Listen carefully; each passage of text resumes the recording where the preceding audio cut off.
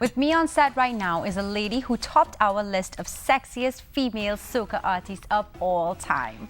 Known as the Queen of Bacchanal, a title well-deserved, this week she is all geared up for next 99.1 FM and Digicel's One Jammin' Street Party, as well as her annual show, Queen of Bacchanal Carnival Wednesday. Let's give a big wide 5.0 welcome to the beautiful and talented Destra Garcia. Thank you. Destra, it is such a joy to have you here with us. Thank you. So tell us, how has your season been so far? Have you done any shows yet? So far, I'm trying really hard this year to be a little, not absent, but I'm trying to get the traffic toward QB Wednesday because I'm trying to build the brand. And I know that, especially since it's young, a lot of people would want to see Destra at Carnival and maybe they'll just go to the show, you know? Okay. But we are doing some shows, not everything like in the years gone by. But you could check me, just listen to the radio, you'll know where I am. Well, I hope you know we love you over here. Aside from being the sexiest, okay, we also named our Carnival concert series Dip and Wine. I saw after that. Dip and Ride. I saw that. So, you know, I thought that was a little extra. Yeah, you got some kudos there. All kudos aside, though, I want to talk to you a little bit about SOS, and by that I mean the state of soca. Because right now, people are kind of running around like Chicken Little, freaking out and saying that, you know, there's no real contender for Road March. They're not really happy with the music that's coming out of the industry. So what do you think of that, and why might that be the case? I think that this season is pretty short, and because of that, like I always like to say, when the season is short, you either sacrifice Christmas or you sacrifice Carnival. And everybody had a great Christmas. It was memorable for most, you know, including me. And because of that, I think Carnival would suffer a bit. I've seen many carnivals, so I've seen this before, so it's nothing to panic about.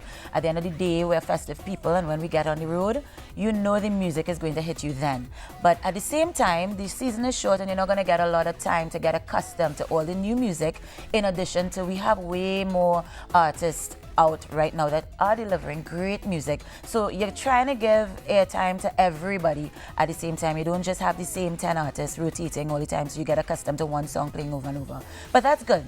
Any which way you look at it, it's good. Don't worry, don't panic. It's going to be great. At the end of the day, when we go on the road, we're going to hear all our old favorites and some of the new songs that will become new favorites as well.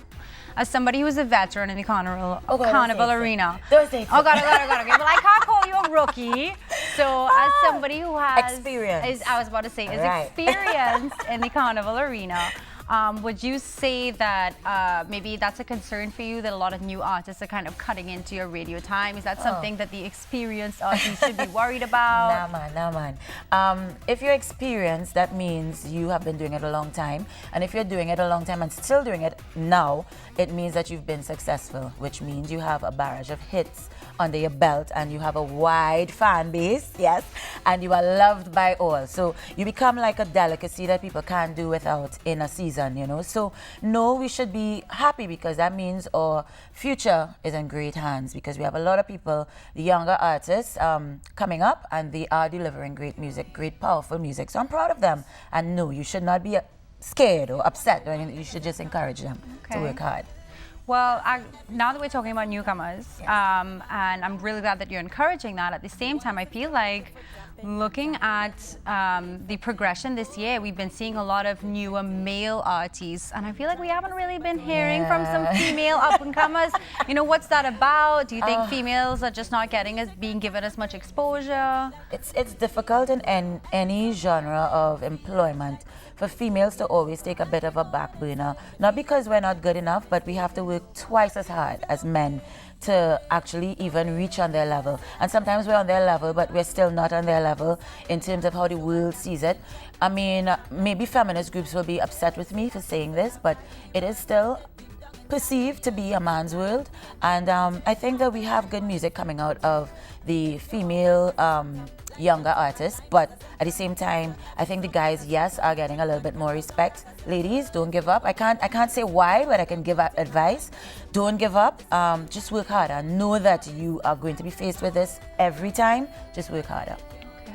Last week, we had Fayan and Bungie here, and Fayan's been getting a lot of flack lately about the fact that she's very outspoken and she's very opinionated. And we were talking last week about double standard between how the industry receives opinionated female artists versus opinionated male artists. Do you think that double standard exists as well? Well, I can't talk about the double standard. I could only talk about my own experiences.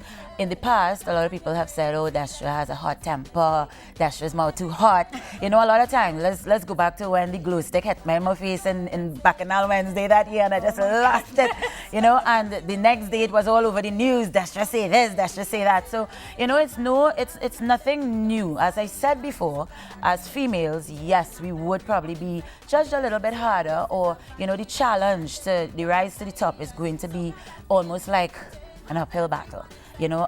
But at the end of the day, you do what you need to do. You remember who you are, you stay focused, and, you know, you go out there and you just get it done. Okay, so going out there and getting it done, is that how you see Queen of Bacchanal Wednesday? Of course. Again, you see, it keeps coming back to the guys and the girls. I was about to say, this is going to be a big Marshall chance, doing it, right? Cass doing it. So I said, you know what? I've been in this industry too long, and at the end of the day, I've been, you know, evolving. I was Destra, became Queen of Bacchanal, and they started to call me Lucy.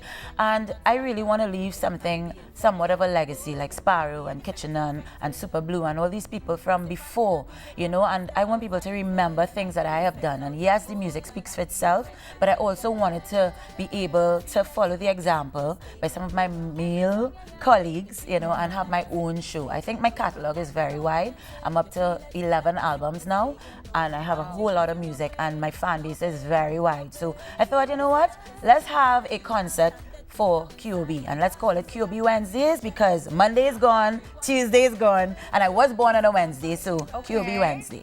Every year I'm going to try to make a theme about it. Last year it was House of Bacchanal. This year I'm calling it the Queen Edition. Reason being, I'm inviting all my friends, female-wise and so on, but we have a special feature for the so-called queens of the music industry, you know, and in terms of soca. So we have the Queen of Sass, Nadia Batson, and her band are going to be opening for me this year.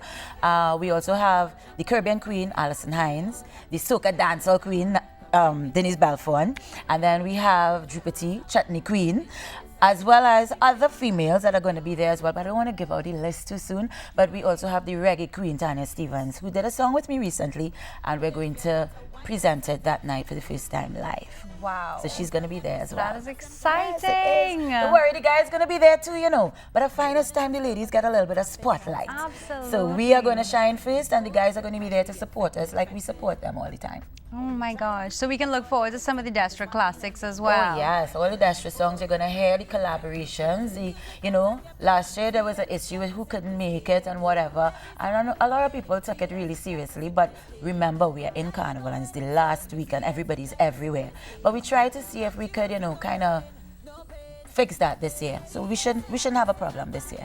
Okay. Well, thank you so much, Destra, for coming on this show. That was amazing. And I am so excited for your Girl Power show. Thank you. I'm going to be in the front row screaming like a crazy person. And I will not throw any glow sticks, I promise. I appreciate that. Okay. Up next, we are on the road with the new mass band, Lost Tribe. So stay tuned. Wired 5.0 will be right back after these. Like you take a line, that's a symptom. And they saying that they only